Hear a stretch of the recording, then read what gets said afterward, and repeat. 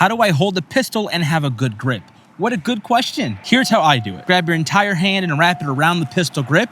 Make sure the web of your hand is up on the beaver tail, right up in there. This right here is called a master grip. See this little gap right here? I take my left hand, place my palm right in there, and thumb pointed forward underneath the slide. Now with these fingers, I wrap around my right hand. I'm putting pressure on these fingers, and with my left thumb, I'm driving pressure up against the frame. I also use my pinky to drive down force and pressure as I'm shooting the gun. So when I go to shoot, I'm stable and have a good grip.